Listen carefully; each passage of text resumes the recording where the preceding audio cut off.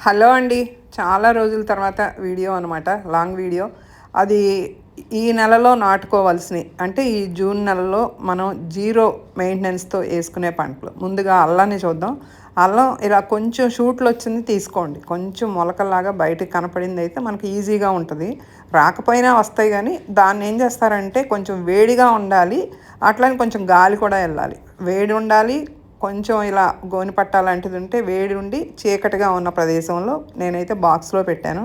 మీరు కవర్‌లో ప్లాస్టిక్ కవర్‌లో పెట్టుకున్నా సరే పెట్టేసుకోండి. లేదా ఇలా ఒక క్లాతు అంటే మామూలు కాటన్ క్లాత్ లాంటి దానిలో వేడి రావాలి ఏదైనా సరే.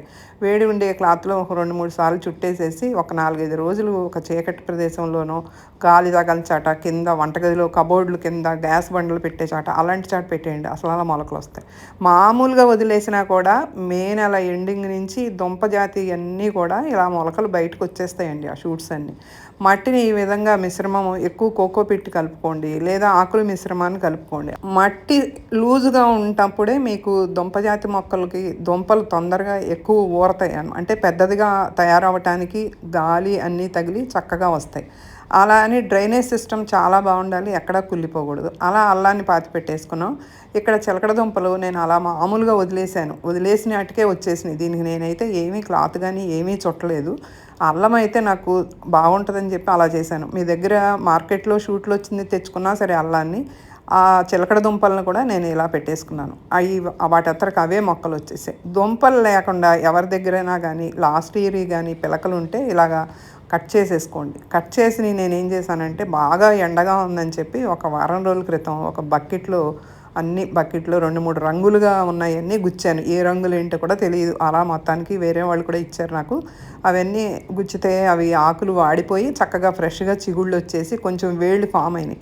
ఇప్పుడు పెట్టచ్చు కదా! కొంచెం వర్షాలు కూడా మొదలైనయి. తర్వాతేమో చల్లబడింది కదా! అదిగోండి కొంచెం వేళ్ళు ఇలా ఫామ్ అయినాయి. ఊరికే నీళ్ళల్లో పెట్టినా కూడా వేర్లు వచ్చేస్తాయండి. కొమ్మని మీరు నీళ్ళల్లో పెట్టేసి నీళ్లు మాత్రం మారుస్తూ ఉండండి. మారుస్తుంటే మీకు కింద అడుగున వేళ్ళు ఫామ్ అవుతాయి. వేళ్ళు ఎప్పుడైతే స్టార్ట్ అవుతాయో అప్పుడు మనం తీసేసి పెట్టుకున్నా సరే మీకు చిలకడ దుంప ఈజీగా పెట్టేసుకోవచ్చు. దీన్ని కూడా అంతే మెయింటెనెన్స్ ఏమీ ఉండదు. కాకపోతే ఎక్కడ కూడా డ్రైనేజ్ రోజు నీళ్లు పోయకూడదు. డ్రైనేజ్ సిస్టమ్ సరిగ్గా లేకపోతే దుంప కుళ్ళిపోద్ది. ఇది మాత్రం గుర్తుపెట్టుకోండి. లూజ్ సాయిల్ అయితే మనకు బాగా వస్తుంది. పెద్దగా మెయింటెనెన్స్ ఏమీ లేదండి. దీనికి ముందుగా మాత్రం మీరు బాగా తయారు చేసుకోవాల్సింది మట్టిలో బలమైన పదార్థాలు ఏవైతే వేసుకోవాలో ఆ పోషకాలన్నీ కూడా వేసేసుకోండి. ఒక్కొక్కళ్ళు ఒక్కొక్క రకంగా మట్టి మిశ్రమం చెప్తున్నారు. ఒకళ్ళు 50-50 అంటున్నారు, 40-50 అంటున్నారు, 40-60, 30-60 ఇట్లా అంటున్నారు. ఎలా కావాలంటే అలాగా మీరు ఎరువు, మట్టి, కోకోపిట్ కొంచెం కలుపుకుంటే వేపపిండి కలుపుకోండి అంతే. నీళ్లు బాగా నిలవ ఉండకుండా ఉంటే మాత్రం వీటికి పెద్దగా మెయింటెనెన్సే లేదు. మధ్యలో ఎప్పుడైనా ఇస్తే ఒకసారి పోషకాలు ఇవ్వండి, లేకపోతే లేదు. ఎలాంటి తెగుళ్ళు రావు.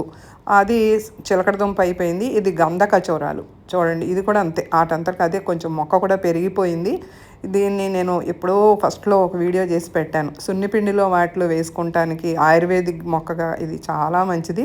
అసలు ఎంత బాగుంటుందో సున్నిపిండి ఎంత మంచి సువాసన వస్తుందో. ఆకు దగ్గరికి ఇలా ముట్టుకున్నా ఆకుని గిల్లినా కూడా మంచి సువాసన వస్తుంది. దాన్ని కూడా అలా పెట్టేశాను. చిన్న చిన్న కుండీల్లో పెట్టాను చూసారా. ఇదైతే మాత్రం మామిడి అల్లం. మామిడి అల్లం కూడా అంతే. నేనేమీ పెట్టకుండానే ప్లేట్లో పెడితేనే వచ్చేసినాయి. అంటే మే ఎండింగ్ నుంచి మీకు జూన్‌లో ఇలా వచ్చేస్తాయండి ఆటోమేటిక్‌గానే. కాకపోతే గాలికి విపరీతంగా ఆరిపోతే మాత్రం రాదు. కొంచెం చీకటిగా ఉండాలన్నమాట అంతే.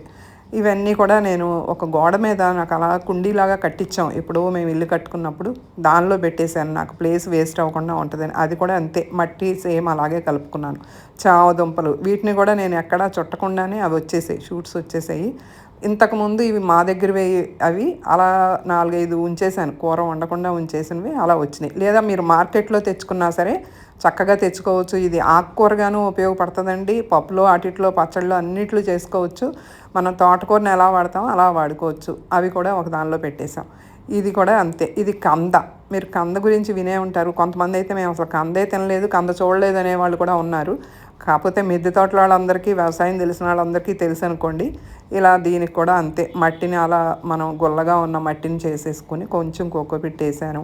అంతకు ముందున్న కిచెన్ కంపోస్టే నేను ఎక్కువ వాడుతుంటాను అంతే. ఇది కూడా అంతే. చూడండి మీకు ఎంత ఎక్కువ కంద వస్తుందో చూడండి. పెద్దగా ఏమీ కష్టపడకుండా అందుకే నేను జీరో మెయింటెనెన్స్ అన్నాను అనమాట. ఇలా ఇంత బాగా వస్తాయి. ఈజీగా వేసుకోవచ్చు. ఇంకా టైం ఉంది. మీరు కూడా వేసుకోండి.